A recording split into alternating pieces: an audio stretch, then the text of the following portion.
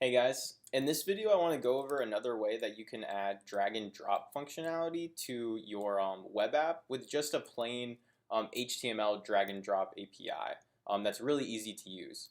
In the last video I showed you how you can use React DND, which is a third-party library coupled with your React apps in order to get this functionality. But there's actually a much easier way that we could do this. So I want us to do that together and just show you a much easier way that can get you up and running really fast with adding drag and drop. So if we look at WebMD right here, we can see that there's a native HTML drag and drop API that supports drag and drop events. And it's really easy to use. So the only things that we need to really take into consideration is this data transfer method for the event, which allows us to set the data that we're trying to transfer between different areas of our HTML and adding event listeners to pick up those events and handle the drag start and drop end events. So if we look right here, we can see that we set the data for the HTML that we're currently clicking. So right here we'll set the data when we're dragging, and then when we drop, an event will be called that drops this HTML and transfers it into a different location on the DOM. So why don't we go ahead and get started. We're going to actually pick up from a React JIRA starter Git repository that I set up. And this is a clone of the app that I did in the last video, but I'm going to go over everything with us together. So the link's in the description. Let's just clone this. Just add that.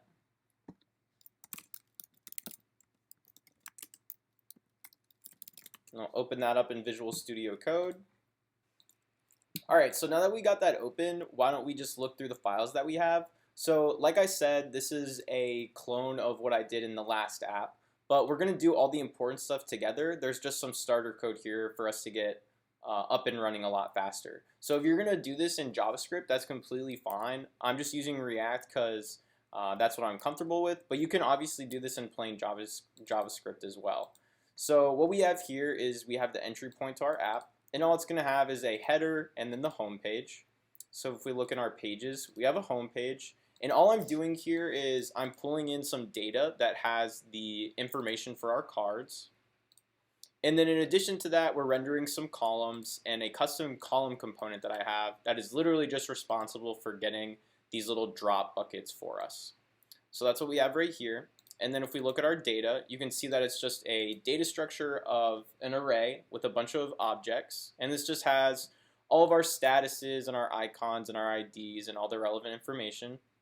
And we also have a separate array for the statuses and the mappings for their icons so that when the actual card changes, the icon gets updated as well.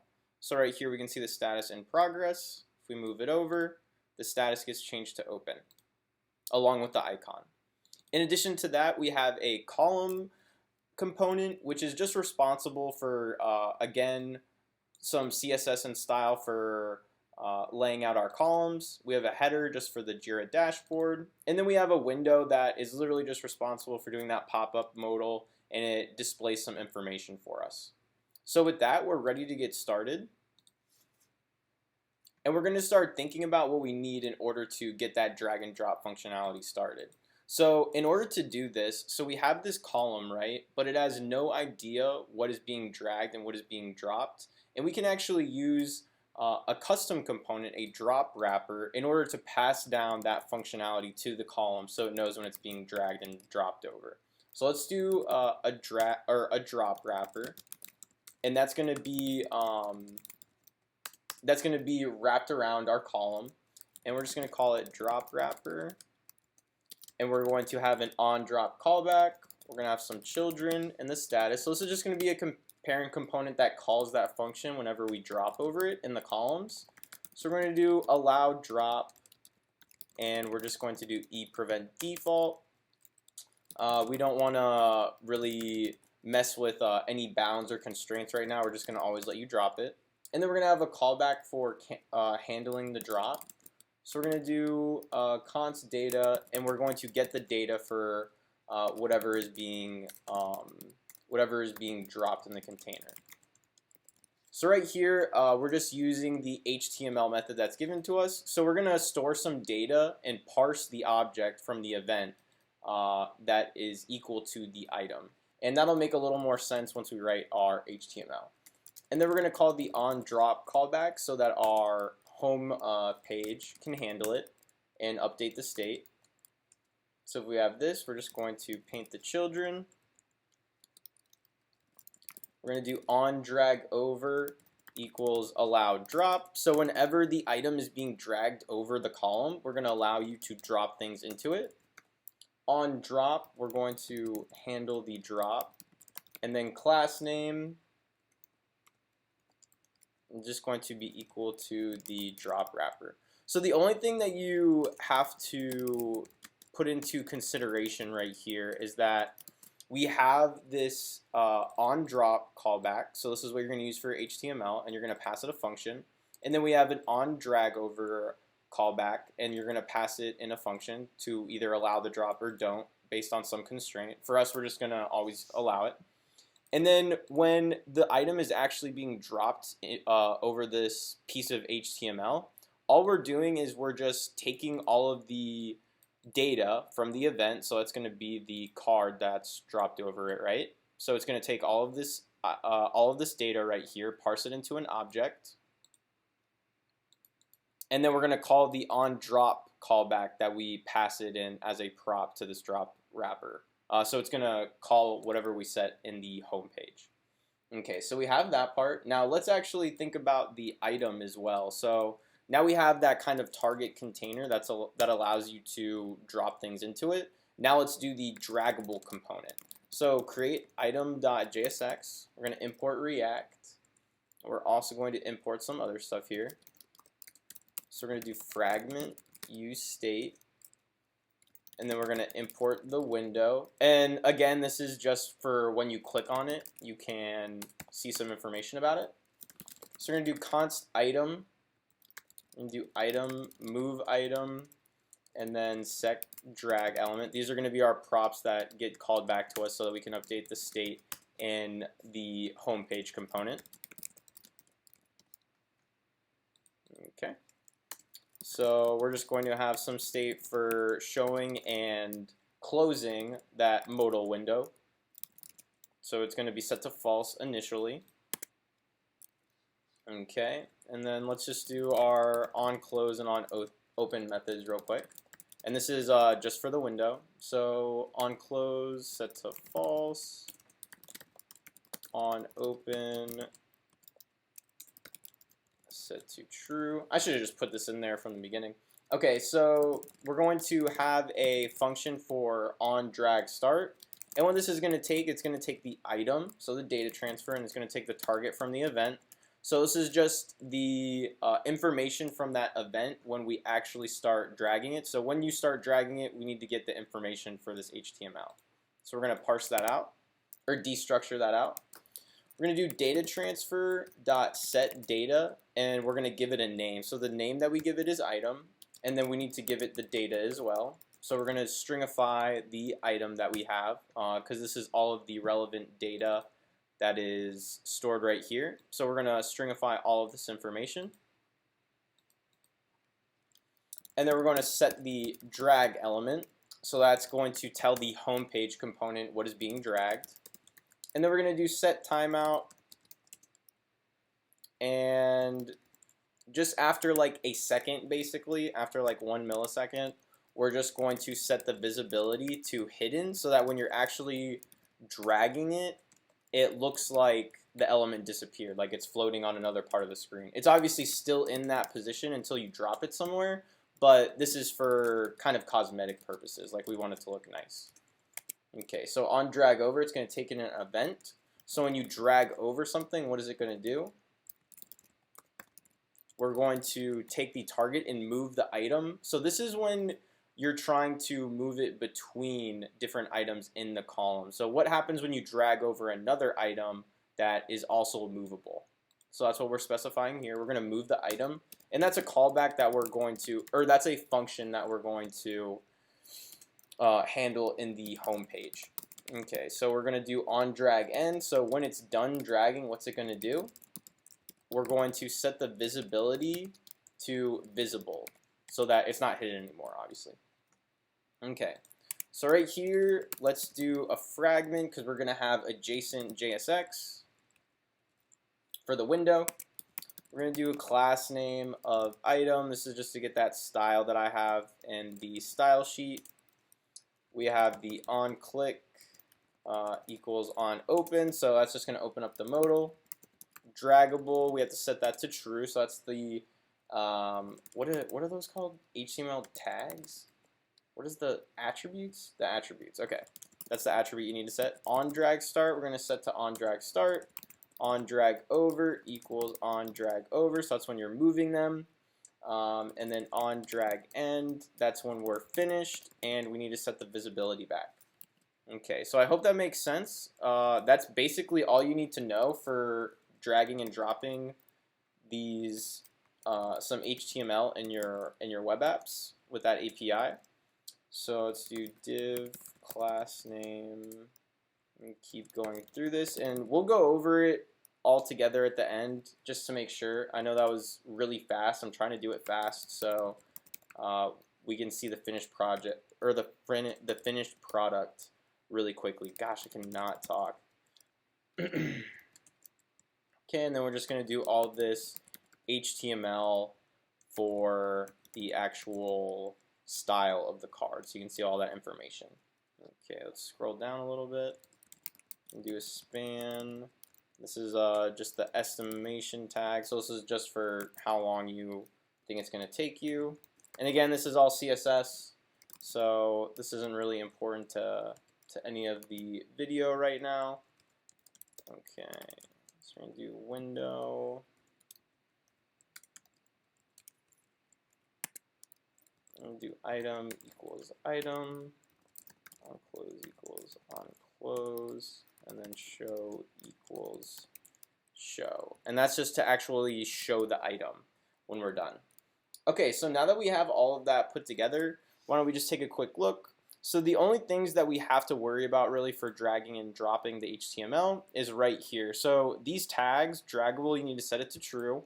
You need to have a function for when the drag starts, a function for when it drags over, and when it drags, or when the drag is ending.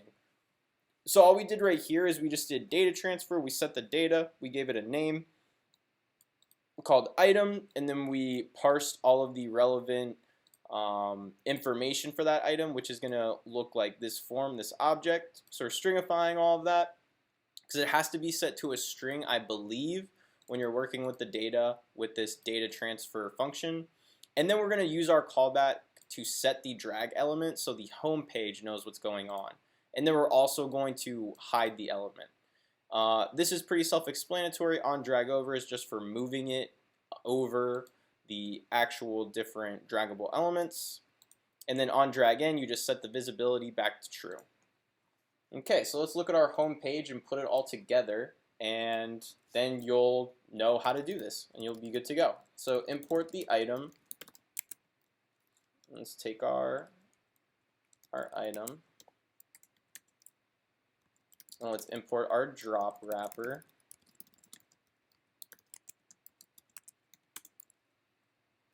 And I think that's all we need to do there.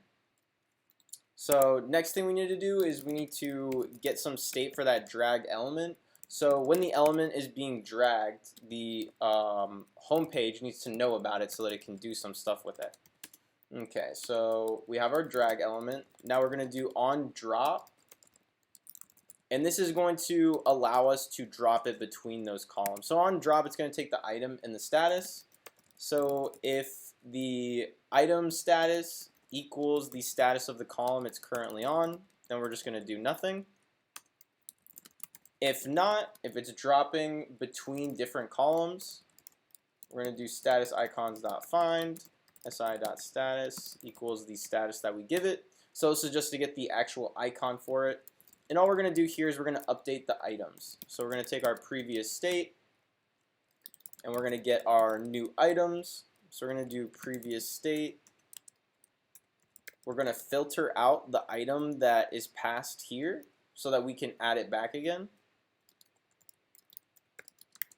So if it does not equal the ID of the item that is currently passed to this function, then we're going to filter it out, or it's going to stay in, and then we're going to filter out the item that is passed here, and then we're just going to add the item back in, and then icon is mapping.icon.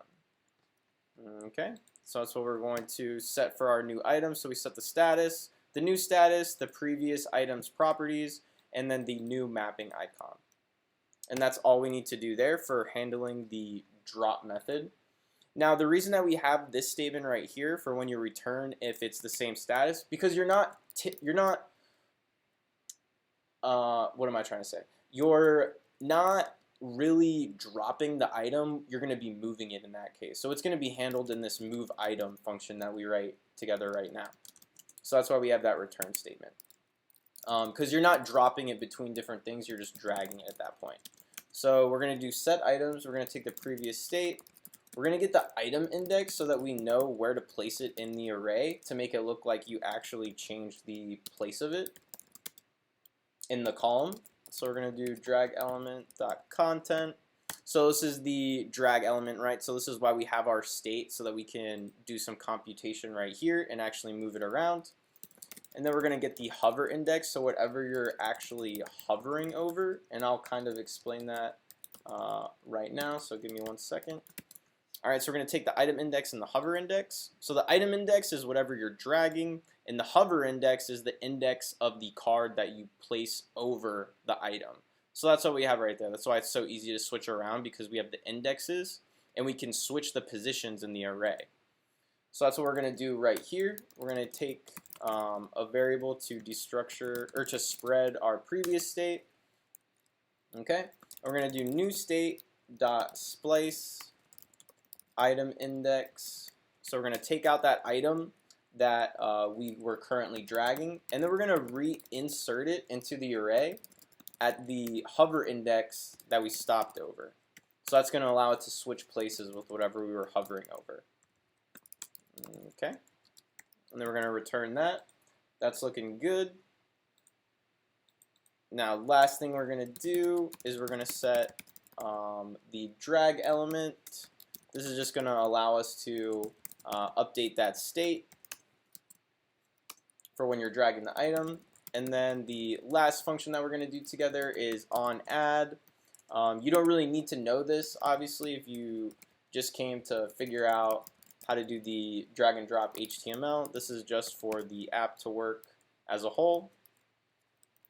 So we're going to take the column. I don't know why I just logged that. I have it written in my code. I'm just following it brainlessly. You obviously don't need to do that.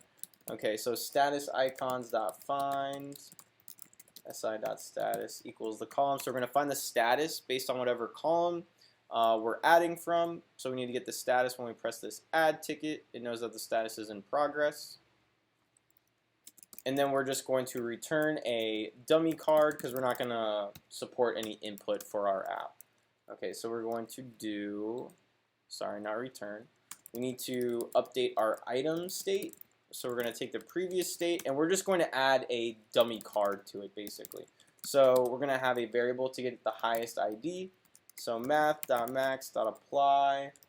We're going to use math and then previous state.map i.id, and that just takes an array of numbers. Just get the highest number out of that array, and then let's use that ID so that it kind of increments our highest ID by 1. Okay, so icon status.icon. We're just going to set all of the dummy information right here for the card. Going to do title, placeholder item for card. Let's just do that. Content example, issue type, GG bookmark. This is because I'm using a pretty cool CSS library for this too. I can't remember what it's called. We'll have to look in a second in the package.json, but I just found it randomly online and I started using it.